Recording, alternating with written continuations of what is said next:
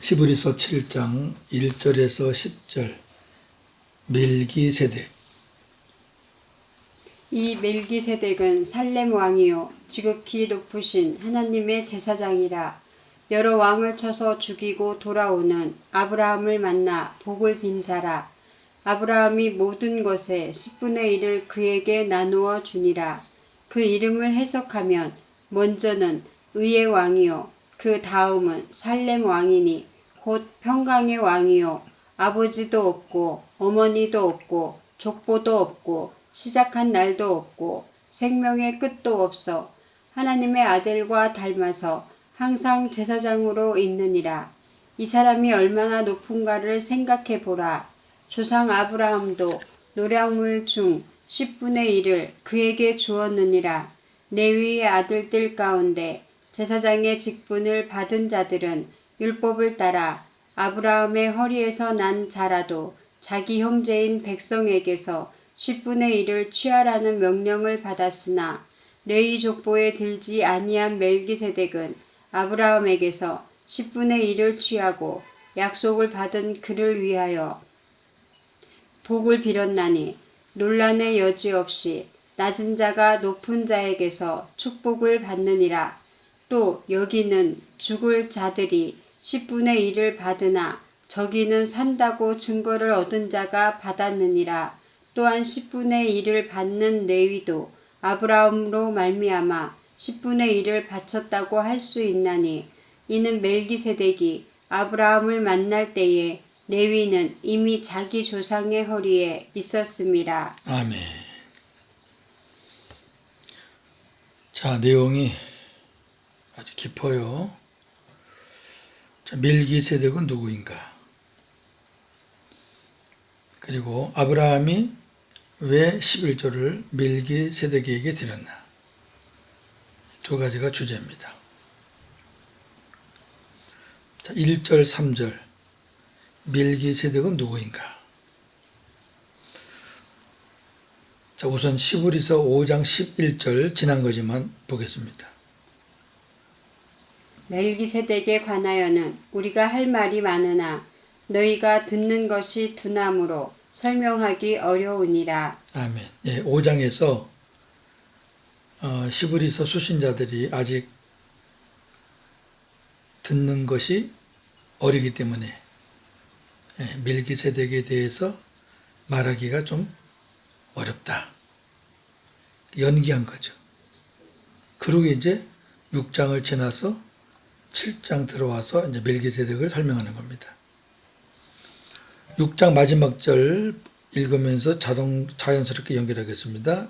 히브리 6장 20절. 예수께서 멜기세덱의 반차를 따라 영원히 대제사장이 되어 우리를 위하여 휘장 안으로 들어가셨느니라. 아멘. 답은 나와 있어요. 자, 6장 20절에 예수께서 멜기세덱의 반차를 따라 기여를 따라. 그러고 나서 7장 1절에 이 멜기세덱은, 그럼 멜기세덱은 예수님과 관계가 있다는 얘기죠. 이 장을 끊어서 보면은 헷갈리지만 연결해서 보면은 헷갈릴 거 하나도 없어요. 예. 자, 오늘 본문에 나오는 멜기세덱 살렘 왕입니다. 이사야 9장 6절에도 있어요. 평강의 왕. 그 다음에 의의 왕입니다. 지극히 높으신 하나님의 제사장입니다. 하나님의 아들과 닮은 영원한 제사장입니다. 시편 110편 4절 다시 한번 봅니다. 여호와는 맹세하고 변하지 아니하시리라. 이르시기를 너는 멜기세덱의 서열을 따라 영원한 제사장이라 하셨도다. 아멘. 그리고 전쟁에서 승리한 아브라함을 위해 복을 빌고 그로부터 11조를 받은 자입니다. 창세기 14장 14절 20절을 이따가 보겠습니다. 부모도 없고 족보도 없는 자입니다. 시작한 날도 없고 생명의 끝이 없는 자입니다. 계시록 22장 13절 참고하시면 영원하신 분이에요. 종합해서 볼 때 멜기세덱은 장차 오실 예수 그리스도를 예표하는 인물입니다. 이건 뭐 의심의 여지가 없죠. 예. 5장 6장을 쭉 연결해 보면 뭐 당연한 해석입니다. 신학적으로 예수님이 오시기 전에, 이 땅에 오시기 전에, 태어나시기 전에 중간중간 육신의 몸을 입고 나타나는 그런 장면들이 꽤 있습니다. 이것을 우리가 신학적으로 신의 현현이라고 합니다. 신은 눈에 안 보이잖아요. 근데 신이 육신을 입고 오셔서 사람 눈에 보인다는 겁니다. 이건 장차 육신을 입고 오실 예수님이 오실 거라는 것을 미리 보여주는 겁니다. 그리고 그 멜기세덱이라든지 또 다니엘서에 나오는 풀무불의 인자 같은 이라든지 이런 분들은 예수님을 보여주는 겁니다. 예표하는 겁니다. 자, 그러면 왜 아브라함이 이 멜기세덱에게 11조를 드렸나? 이 부분입니다. 4절에서 10절은 멜기세덱과 11조입니다. 자, 믿음의 조상 아브라함이 노량물 중 좋은 것으로 10분의 1을 멜기세덱에게 드렸습니다. 자, 이 배경은 이렇습니다. 믿음의 조상 아브라함이 노량물 중 좋은 것으로 10분의 1을 멜기세덱에게 드렸습니다. 창세기 14장 14절에서 20절입니다. 아브라함이 그의 조카가 사로잡혔음을 듣고 집에서 길리고 훈련된 자 318명을 거느리고 단까지 쫓아가서 그와 그의 가신들이 나뉘어 밤에 그들을 쳐부수고 다메섹 왼편 호바까지 쫓아가 모든 빼앗겼던 재물과 자기의 조카 롯과 그의 재물과 또 부녀와 친척을 다 찾아왔더라. 아브라함이 그돌라오멜과 그와 함께한 왕들을 쳐부수고 돌아올 때에 소돔 왕이 사회 골짜기 곧 왕의 골짜기로 나와 그를 영접하였고 살렘 왕 멜기세덱이 떡과 포도주를 가지고 나왔으니 그는 지극히 높으신 하나님의 제사장이었더라. 그가 아브라함에게 축복하여 이르되 천지의 주제이시오 지극히 높으신 하나님이여 아브라함에게 복을 주옵소서. 너희 대적을 내 손에 붙이신 지극히 높으신 하나님을 찬송할지로다 하매 아브라함이 그 얻은 것에서 10분의 1을 멜기세덱에게 주었더라. 아멘.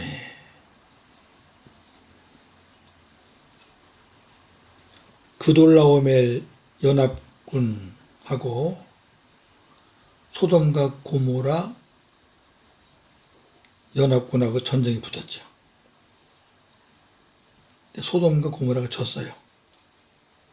그때 아브라함의 조카 롯이 끌려갔습니다. 그 소식을 들은 아브라함이 집에서 훈련시킨 318명을 데리고 쫓아가서 전쟁에서 승리합니다. 이론적으로는 또 상식적으로는 이길 수 없는 싸움입니다. 상대방은 그 당시에 강대국입니다. 그 강대국이 연합을 한 겁니다. 근데 아브라함이 이겼단 말이죠. 그래서 조카 롯도 찾고 재물도 다 찾아왔습니다. 오는 길에 멜기세덱을 만납니다. 떡과 포도주를 가지고 나왔습니다. 지극히 높으신 하나님의 제사장이었습니다. 멜기세덱이 아브라함을 축복합니다. 뭐라고 복을 줍니까? 천지의 주제이시오. 지극히 높으신 하나님이요. 하나님께 기도하는 겁니다. 아브라함에게 복을 주옵소서. 그리고 아브라함에게 이렇게 얘기합니다. 너희 대적을 네 손에 붙이신 지극히 높으신 하나님을 찬송하라. 네가 잘나서 네 힘으로 이긴 거 아니다. 그 대적을 하나님이 네 손에 붙이신 거다. 그러자 아브라함이 얻은 것에서 10분의 1을 멜기세덱에게 드립니다. 이게 11조의 기원입니다. 굉장히 중요합니다. 자, 멜기세덱이 아브라함보다 높은 사람이라는 것은 분명하죠. 아브라함의 후손인 레위 지파 제사장들은 율법을 따라 자기 백성들로부터 11조를 받았습니다. 그러나 레위 지파가 아닌 멜기세덱은 아브라함에게 10분의 1을 받았습니다. 그리고 멜기세덱은 하나님의 약속을 받은 아브라함을 위하여 복을 빌었습니다. 다른 말 할 필요 없이 낮은 자가 높은 자에게 복 빌음을 받는 겁니다. 따라서 아브라함보다 멜기세덱이 분명히 높은 분이십니다. 레위 지파의 제사장들은 죽을 인간이면서 11조를 받았지만 아브라함에게 11조를 받은 멜기세덱은 살아있는 자입니다. 본문 제가 쭉 강의하는 겁니다. 그렇다면 백성들에게 11조를 받았던 레위 지파도 아브라함을 따라 멜기세덱에게 11조를 바친 겁니다. 이게 중요합니다. 우리가 자꾸 모세 시대 때는 율법이라 그러는데 아니에요. 레위 지파는 아브라함의 후손입니다. 그럼 레위 지파가 11조를 했던 거는 아브라함의 그 믿음을 따라서 하는 겁니다. 내려오는 거잖아요, 쭉. 안 하니까 그것을 문서화시켜서 율법으로 가르쳐 준 겁니다. 이거를 혼돈하시면 안 됩니다. 이걸 모르니까 11조 무용론을 얘기하는 겁니다. 왜냐하면 아브라함이 멜기세덱을 만났을 때 레위는 아직 태어나지 않았어요.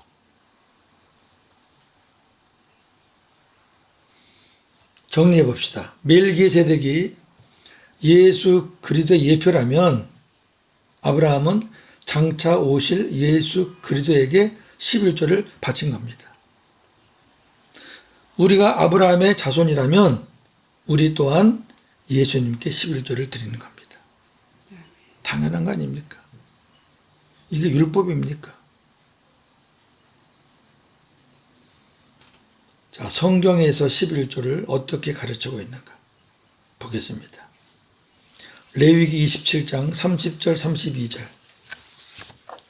그 땅의 10분의 1, 곧 그 땅의 곡식이나 나무의 열매는 그 10분의 1은 여호와의 것이니 여호와의 성물이라. 모든 소나 양의 11조는 목자의 지팡이 아래로 통과하는 것에 10번째의 것마다 여호와의 성물이 되리라. 아멘. 10분의 1은 여호와의 것입니다. 여호와의 것입니다. 전체가 여호와의 것이지만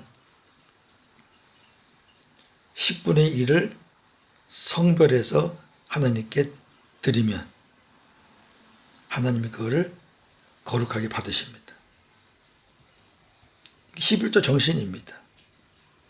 말라기 3장 8절 10절. 사람이 어찌 하나님의 것을 도둑질하겠느냐. 그러나 너희는 나의 것을 도둑질하고도 말하기를 우리가 어떻게 주의 것을 도둑질하였나이까 하는도다. 이는 곧 11조와 봉헌물이라. 만군의 여호와가 이르노라. 너희의 온전한 11조를 창고에 들여 나의 집에 양식이 있게 하고 그곳으로 나를 시험하여 내가 하늘 문을 열고 너희에게 복을 쌓을 곳이 없도록 붙지 아니하나 보라. 아멘. 11조를 안 내니까 하나님이 뭐라 그러냐면은 하나님의 것을 왜 도둑질 하였느냐. 뭐 이거 가지고 뭐 다른 말 할 필요 없어요. 왜 네가 하나님의 것을 도둑질 하였느냐.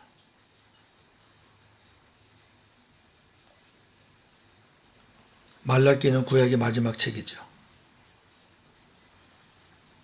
백성들이 11조를 안 내니까 제사장과 레위인들이 다 굶습니다. 먹을 게 없어요. 왜? 그걸로 사는 사람들인데. 재물도 없어서 제사도 못 드려요. 제사가 없으면 하나님과의 소통이 끝나는 겁니다. 그래서 구약이 끝나는 거예요. 그래서 망하는 거예요. 11조를 내라 하는 거는 하나님이 돈 가져와라 그거 아닙니다. 11조를 내야 제사장과 레위인들이 살고 너희가 11조를 내야 그걸로 제사를 드리고 제사를 드려야 하나님과의 관계가 회복되고 그 얘기지. 이게 돈 내라는 겁니까? 이단들이 기성교회는 11조 내라 그러는데 11조는 율법이라 끝났다. 우리한테 와라. 우린 11조 안 내도 된다. 현대인들이 그 돈 아까우니까 돈 내기 싫으니까 가요. 참 무식한 사람들입니다. 성경도 모르고 아무것도 모르는 사람들입니다. 11조는 돈 얘기가 아닙니다. 하나님과 우리의 관계입니다. 관계. 자, 예수님이 뭐라고 하셨는가 봅시다. 자, 구약을 우리가 이해 못해도 좋아요. 예수님이 뭐라고 말씀하면 그게 정확한 거니까. 만약에 예수님이 내가 율법을 다 지켰으니까 11조는 하지 마. 이렇게 했으면 안 해야죠. 당연히. 마태복음 23장 23절. 화 있을진저 외식하는 서기관들과 바리새인들이여 너희가 박하와 회양과 근처의 11조는 들이되 율법에 더 중한 바 정의와 긍휼과 믿음은 버렸도다. 그러나 이것도 행하고 저것도 버리지 말아야 할지니라. 아멘. 박하, 회양, 근처의 11조. 서기관 바리새인들은 11조를 철저하게 했습니다. 율법적으로 정확하게 했습니다. 그런데 정의와 긍휼과 믿음은 없어요. 정의는 뭐예요? 정직하고 바른 겁니다. 하나님이 돈을 내라는 거 아니라니까요. 그 물질을 얼마나 정직하게 벌었는지, 얼마나 바르게 얻은 건지, 그걸 보는 거죠. 긍휼은 11조는 하나님의 교회에 바쳐지면, 옛날에는 성전에 바쳐지면 성전에서 일하는 사람들과 가난하고 약한 사람들을 위해서 사용됐습니다. 많이 있는 사람은 많이 내고 적게 있는 사람은 적게 내고 수입이 없는 사람은 못 낼 수도 있고 그러나 그것이 다 모아져서 공평하게 평균적으로 쓰는 겁니다. 그게 11조의 마음이에요. 긍휼이에요. 긍휼. 믿음. 하나님 말씀 믿는 거죠. 하나님의 존재를 믿는 거죠. 아브라함의 자손이니까 아브라함이 믿음으로 멜기세덱에게, 그럼 나도 믿음으로 예수님에게. 그런 것도 없이 그냥 전자계산기 두들겨 가지고 정확하게만 어떻게 버렸든 상관없고 뭐. 주님이 뭐라 그래요? 이것도 행하고. 이게 뭐예요? 정의와 긍휼과 믿음이에요. 행하라 그랬잖아요. 그 다음에 저것도 버리지 마라. 저게 뭐예요? 율법적으로 정확하게 드리는 거. 겉이나 속이나 다 한 마음으로 하라는 거죠. 정의와 긍휼과 믿음은 있는데 또 율법적으로 볼 땐 너 멍털이야. 100만 원을 벌었는데 수입이 있는데 10,000원을 11조를 내. 그건 율법적으로 어긋난 거죠. 그것도 정직하게 하고 더 중요한 건 정의와 긍휼과 믿음이다. 자, 예수님이 이것도 행하고 저것도 버리지 말라는 거는 11조의 그 메시지가 살아있다는 거예요? 죽었다는 거예요? 살아있다는 거죠. 참 이걸 죽었다고 말하는 사람들이 글쎄. 누가복음에도 있습니다. 11장 42절. 화 있을진저 너희 바리새인들이여 너희가 박하와 운양과 모든 채소의 11조는 드리되 공의와 하나님께 대한 사랑은 버리는도다. 그러나 이것도 행하고 저것도 버리지 말아야 할지니라. 아멘. 마태복음과 같은 말씀인데 하나님에 대한 사랑이라 그랬어요. 여기는. 하나님을 사랑하는 표시예요. 왜? 모든 것 다 하나님의 은혜로 얻은 겁니다. 그 표시라니까요. 신앙 고백이라니까요. 정리합니다. 11조의 시작은 율법이 아니라 복음입니다. 아브라함 시대 때 율법이 어디 있어요? 한참 뒤에 나온 것도 율법을. 그리고 모든 것의 주인에 대한 신앙 고백입니다. 왜냐하면 모세의 율법이 나오기 전에 이미 믿음의 조상 아브라함이 시작한 것이기 때문입니다. 다시 말씀드리지만 아브라함의 후손 그 레위 지파, 그 레위 지파도 아브라함으로부터 시작된 그 11조의 그 믿음과 정신이 그대로 계승된 거예요. 그러나 율법 시대에 와서는 그것을 율법적으로 하나님이 구체적으로 정리해 준 것뿐이에요. 근데 왜 그 복음으로 시작된 게 사라져요? 멜기세덱은 예수 그리스도의 예표, 모형이요 그림자입니다.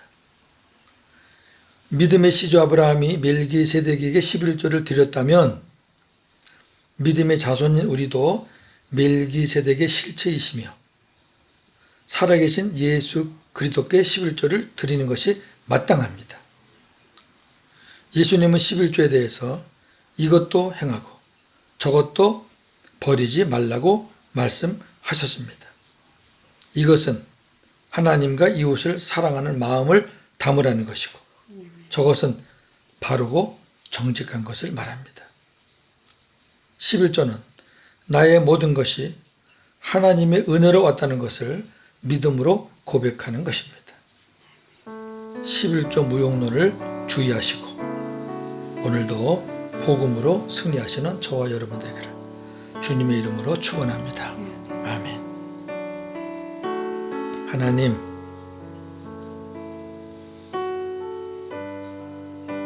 하나님과 물질을 겸하여 섬길 수 없다 하고 주님이 말씀했습니다.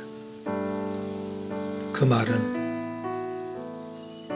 물질이 만몬이라는 신이 돼가지고 우리의 신앙을 뺏어갑니다. 많은 사람들이 만몬의 마음을 뺏깁니다. 11조 문제만 나오면 복잡해집니다. 그러다가 11조는 율법이니까 안 해도 된다라는 말을 들으면 말씀이 어떻든 간에 그것을 말하는 사람이나 단체가 어떻든 간에 돈을 안 냈으니까 좋아가지고 거기에 맞장구를 치고 율법이니 어떠니 하면서 쇼를 합니다. 11조 무용론, 11조 폐지론, 별별 이론이 다 나옵니다. 이단들의 그런 달콤한 속삭임에 빠져서 갔다가 11조는커녕 10의 10을 다 털리는 경우도 얼마나 많은지 모릅니다. 11조는 율법에서 시작된 것이 아니라 믿음의 시조, 복음을 받았던 아브라함으로부터 시작이 되었습니다. 그리고 예수님의 예표적인 인물 멜기세덱에게 그것이 드려졌습니다.